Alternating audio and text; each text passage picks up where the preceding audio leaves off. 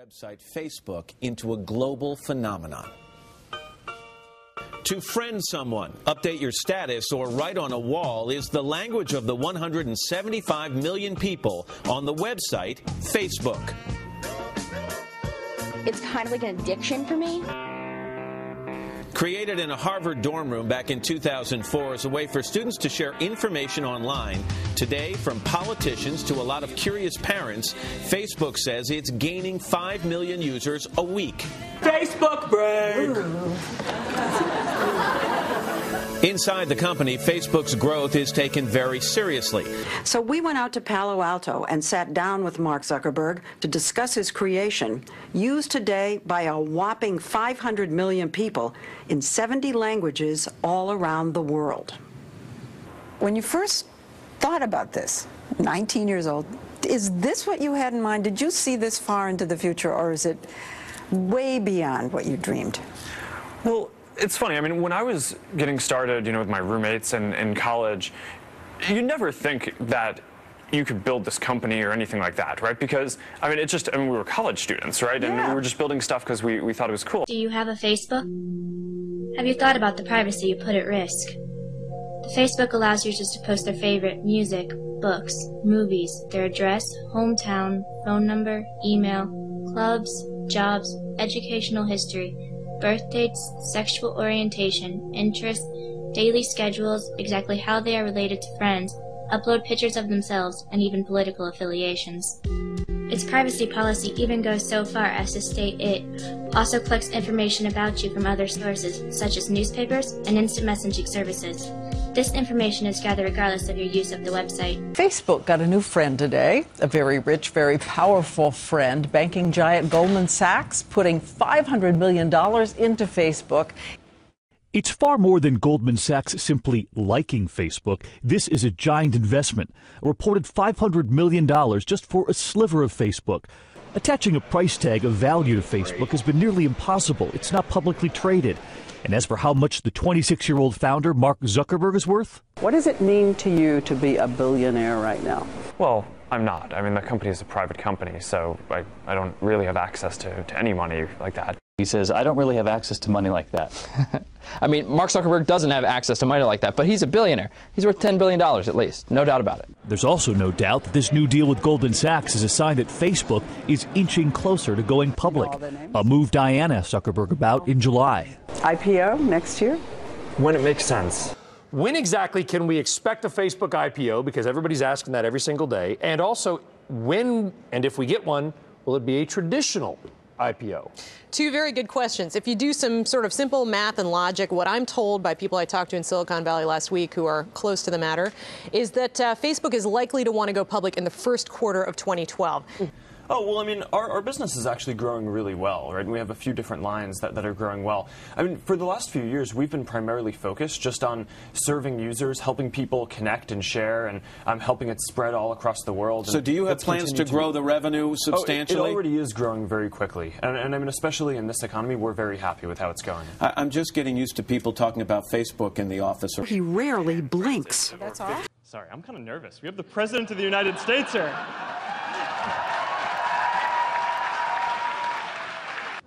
Well, thank you so much, Facebook, for hosting this, first of all.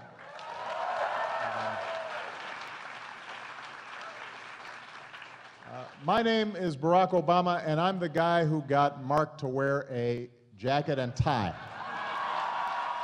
You started something big. Mark Zuckerberg, it's great to have you here. Wearing a tie this time, I should say. There's a good chance that most of your users are already on Facebook, and for the ones who aren't, they probably will be soon. He started Facebook in his dorm room at Harvard, inspired a Hollywood hit film. I'm talking about taking the entire social experience of college and putting it online. Now, 20-something billionaire Mark Zuckerberg is a confessed killer. Don't panic, we're talking about dinner here. The only meat I'm eating is from animals I've killed myself, said Zuckerberg in an interview with Fortune. So far, chickens, pigs, and goats. So what's next for Mark Zuckerberg?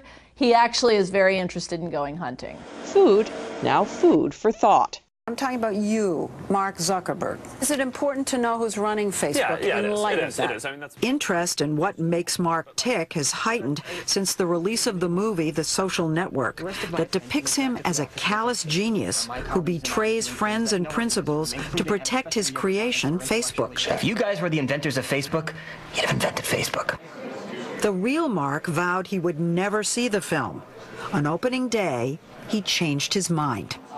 We took the whole company to go see the movie. The whole company. I mean, I actually thought it was pretty fun. Social network true? I've heard it said that I can be arrogant. If that's true, I surely was on that occasion. I'm sorry, President Summers, but what you just said makes no sense to me at all. I'm devastated by that. Run away with you on a new project. You would? Yes, everyone at Harvard's inventing something. Harvard undergraduates believe that inventing a job is better than finding a job. So I'll suggest again that the two of you come up with a new project. You're just staring at me. Is that a question? Yeah. That line is now in The Social Network, the movie about Facebook. Is that a question?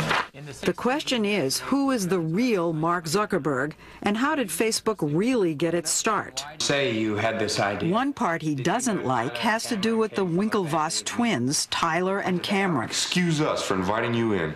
In real life, they're Olympic rowers who claim that when they were at Harvard, they had the idea of a university-based social networking site first. Who owns our data when we put it out on the web? Who owns it when we put it on Facebook? Earlier this month, Mark Zuckerberg, the founder and CEO, changed the terms of use for the site to read, "The company may retain archived copies of your user content." After quickly recanting, the company is now also giving users unprecedented governance over the site. In a nondescript T-shirt at a nondescript desk, Mark Zuckerberg runs a vast global empire with the world's largest population after China and India.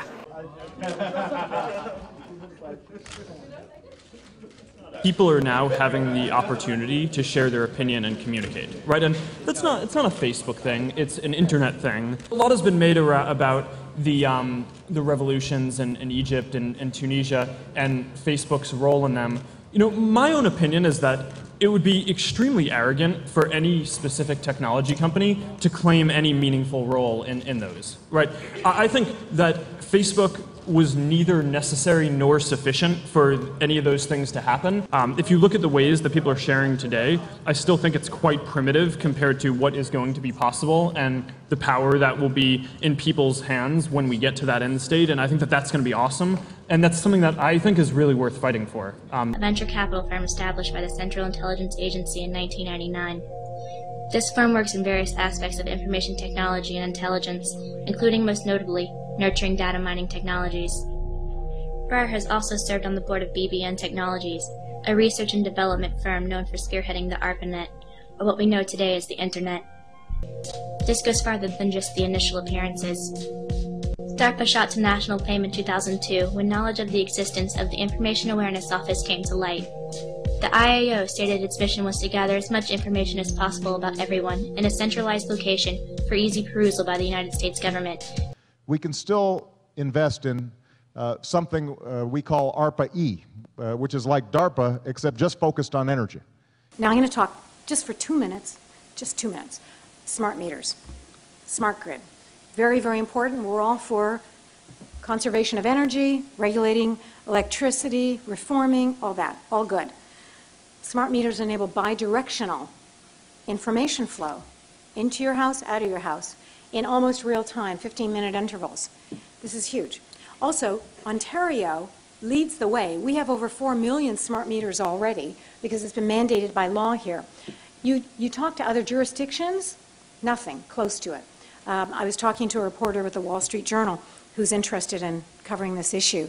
And you know, he's based in the U.S., so you're based in Canada. You've got to establish your credentials. Fortunately, I have Hydro One to point to, you know, the single largest smart grid implementer developer in North America. And he says, yeah, so what does that mean? I say, you know, 4.5 million meters in Ontario, in my jurisdiction. How many do you have in California? Oh, I think it's like about 1 point something million. Yeah, so 1 point something versus 4.5. Huh. And in most other states, so Ontario, think bigger than Texas, most other states, you're talking 400,000, 500,000 smart meters. Nothing, small change. We really know what we're talking about. Department of Energy in the U.S. developed a new term, CEUD, Consumer Energy Usage Data. It's this new thing that captures the activities of consumers within the household. This should concern you all because you're all going to have a smart meter if you don't have one yet. That deals with Facebook. You know, the head of Facebook, whenever his users found out that he was selling their personal data, called them a bunch of dumb effers. There's a sense that you, after all this time, aren't always above board, and that there's some hidden motive to kind of invade our privacy, take the information, and use it to make money. We never sell your information. Advertisers who are using the site never get access to your information. And it ties into this high-tech panopticon. I think we've titled this piece, Facebook Face Scanners of the New World Order. Recently, as a reporter for InfoWars, I tried to log back into Facebook and it wouldn't let me. It wanted me to identify myself not with my passcode, but by showing me obscure pictures of my friends and family. I had the feeling that it had something to do with testing their face recognition technology, and then I saw this article in the Wall Street Journal. We know governments are quietly using face scanning cameras on street corners and in airports, and they have license plate scanners.